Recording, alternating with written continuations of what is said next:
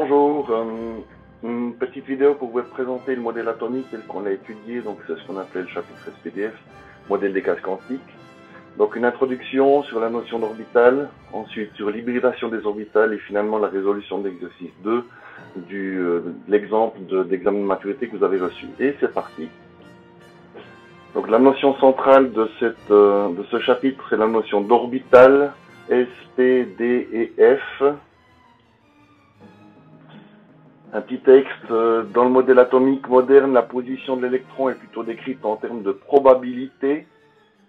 Ces probabilités de présence sont appelées des orbitales. Ces probabilités de présence sont appelées des orbitales. L'électron est donc plus présenté par un point précis dans l'espace, mais par sa densité de probabilité, c'est-à-dire par une région en 3D à l'intérieur de laquelle il est le plus probable de trouver l'électron. Chaque orbitale peut être décrite sur la base de 4 nombres quantiques principales, secondaires, magnétiques et de spin. Donc je rappelle ici, ils forment des orbitales. Les orbitales S, 1S, 2S, 3S sont sphériques. Elles peuvent accepter 2 électrons. Les orbitales P sont au nombre de 3, Px, Py, Pz. Elles interviennent à partir du nombre quantique principal 2. Donc il existe 2 Px, 2 Py, 2 Pz, 3 Px, 3 Py, 3 Pz, ainsi de suite. Et on peut encore présenter les 5 orbitales D. Donc chaque orbital peut accepter 2 électrons. On peut les représenter par une case, d'où le modèle des cases quantiques.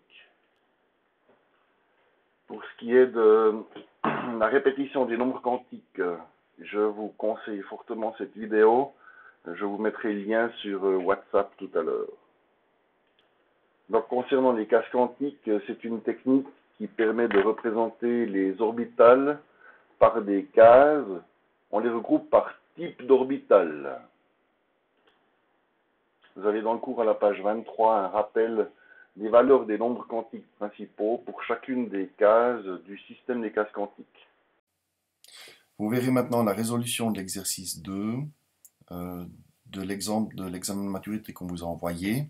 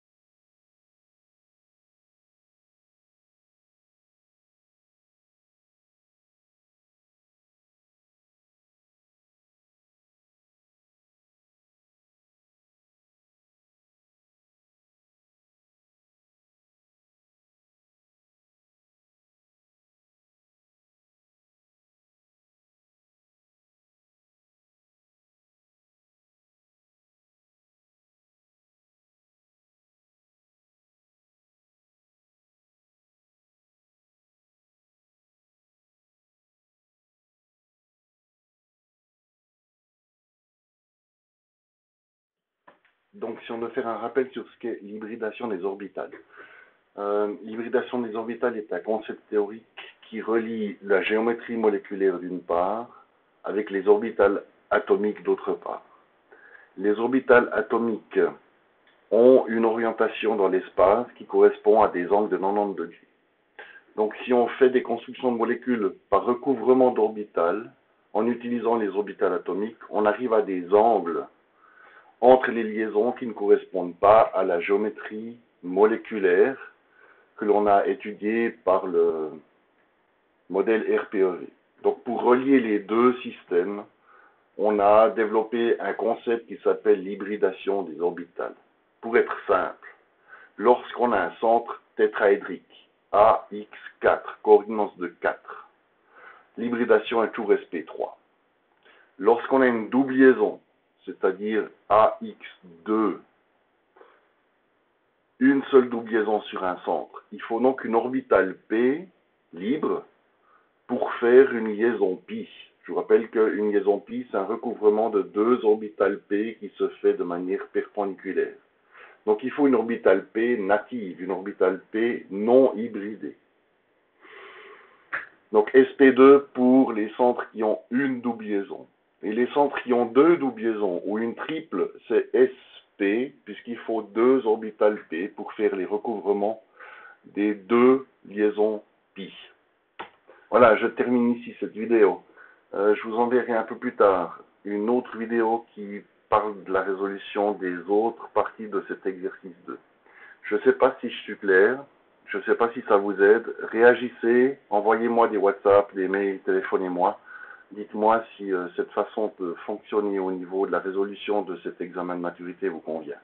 Merci, belle suite à vous. Essayons de communiquer pour que je ne sois pas trop dans le bleu au niveau de la qualité de ce que je fais, ou plutôt, est-ce que ça vous aide? Merci bien.